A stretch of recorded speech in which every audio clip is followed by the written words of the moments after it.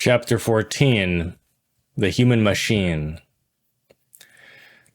If we vivaciously imagine, in a clear and precise manner, the resplendent and elongated body of the solar system, we will see all of its beautiful coverings and intertwined threads, which were formed by the marvelous traces of the planets.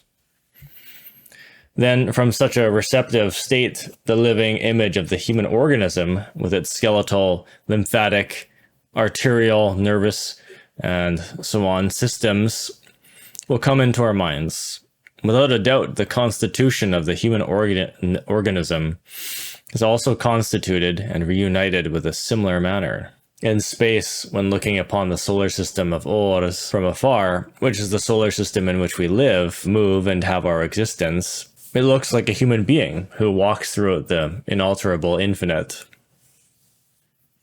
The microcosmic human being is, in turn, a solar system in miniature.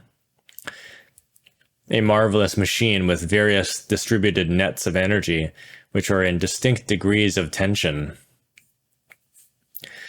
The structure of the human organism is constituted by 7 or 8 systems, which are held together by a formidable skeletal assemblage that, thanks to its connected tissue, is reunited into a solid whole. Medical science has verified that all of these systems from the human organism are properly united and harmonized by the heart, which is the sun of this physical organism. The existence of the microcosmic human being depends upon its vivifying heart. Each organic system embraces the entire human body. Through its internal secretion, one endocrine gland reigns with sovereignty over each system. Indeed, these marvelous glands are living micro-laboratories, which are situated on specific places, such as regulators and transformers. In summary, we can emphatically affirm that the highest mission of these glandular micro-laboratories is to transform the vital energies produced by the human machine. It has been stated that the human organism obtains its nourishment from the air, which we breathe, as well as from the food we eat, and from solar light. These glandular micro-laboratories have to transform the vital energies from the above-mentioned nourishments. Indeed, this is an amazing and marvelous labor. Each endocrine gland has to transform the vital energy acquired through these 3 types of nourishments into the degree of tension required by its own system and function. The human organism possesses 7 superior glands and the 3 nervous systems. The law of 7 and the law of 3 intensely work within the human machine. The cerebrum spinal nervous system produces those very seldom conscious functions that occasionally manifest themselves through the intellectual animal. The sympathetic nervous system marvelously stimulates the unconscious and instinctual functions. The parasympathetic or vagus system restrains the instinctual functions and acts as a complement of the former. Thus, we totally, accurately, when affirming without fear of being mistaken, that these 3 nervous systems represent the law of 3, the primary 3 forces within the human machine. Likewise, the 7 endocrine glands and their secretions represent the law of 7 with all their musical scales. Indeed, a system that controls the release of active nervous impulses exists. So does another that controls the release of passive nervous impulses, and also a third that controls the release of the mediator nervous impulses emanating from our thoughts, our reasoning, and our consciousness. The nerves, as agents of the law of 3, control the endocrine glands that, as we have already stated, represent the law of 7.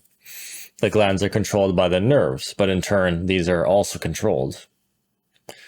This is similar to the specific functions of the planets that move around the sun. The planets control and yet are controlled. We mentioned, and we repeat again, that the human machine has 5 centers. First, the intellectual center, next, the emotional center, third, the motor center, fourth, the instinctual center, and fifth, the sexual center. And I'll add here in the Gnostic movement that sometimes these are just explained as three centers, where the motor instinctual are put together. Even the third, even the sexual center are combined. Motor instinctual is like one word in a sense, or one item, and the sexual center is another, but it's part of the same dorsal spine. This is more specific, however.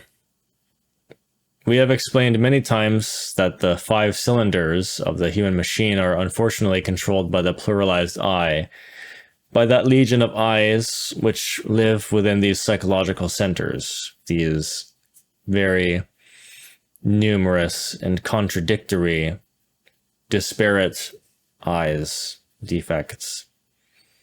The human machine has, as any other machine, moves under the impulses of the subtle forces of nature.